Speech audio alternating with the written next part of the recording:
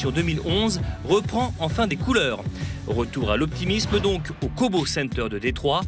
Et c'est le géant américain Chrysler qui ouvre le bal des premières mondiales. Et c'est vrai qu'on l'attendait depuis un petit moment. Olivier François, le français PDG des marques Chrysler et Lancia, présente la fierté nationale, la toute nouvelle 300C. Ce qu'on a voulu faire pour notre grand retour sur la scène automobile mondiale, c'est tout simplement établir un benchmark. Ce qu'on appelle un benchmark, c'est le record, le meilleur. On a travaillé sur les matériaux, les assemblages, les finitions et la fiabilité. Mais c'est une révolution parce qu'une voiture américaine au top de la production qualitative mondiale, on ne l'avait jamais vue et ça serait une première et c'est notre ambition. Commercialisation en Europe prévue fin 2011, mais à la place du logo Chrysler, on retrouvera celui de Lancia. Oubliez également l'appellation 300C. La Lancia, et oui, il faudra s'y faire, portera également un autre nom qui sera dévoilé au Salon de Genève. Un autre constructeur américain, GMC, présente son concept, le Sierra HD. La crise a ceci de bénéfique, c'est que les constructeurs américains ont bien compris qu'il fallait faire des voitures beaucoup plus compactes. Et j'espère que vous me croyez.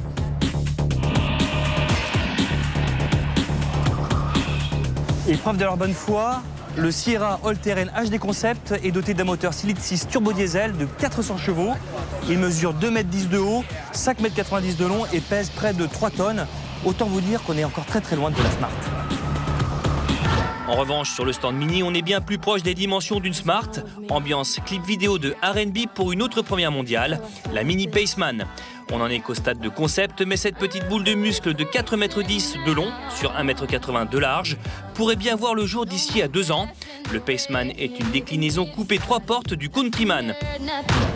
Direction le stand Hyundai, mais juste avant, un petit détour chez Chevrolet.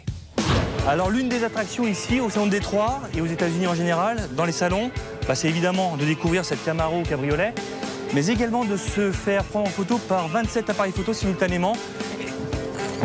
Et là, l'effet est plutôt saisissant, vous allez voir.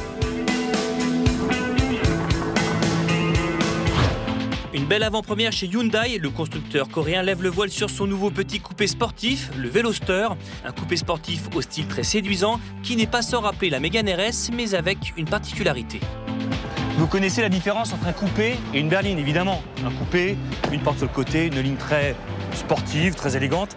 Le Veloster, lui, propose une nouveauté, c'est que de l'autre côté, vous avez une berline avec une porte à l'arrière, une porte à l'avant.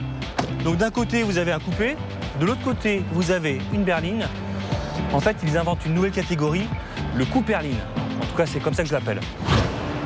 Même si la crise n'est pas tout à fait derrière nous, les constructeurs ici font plutôt bonne figure. Cependant, il en manque un. On va aller à sa recherche. Il faut mettre ma veste parce que je crois qu'il fait un peu froid. Suivez-moi.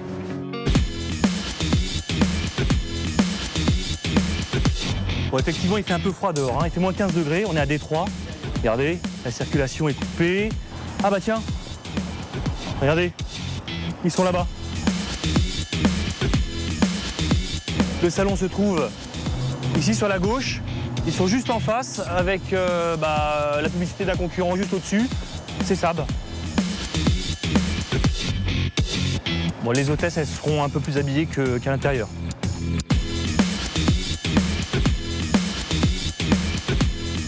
Bon voilà, la crise n'est pas tout à fait terminée pour Saab.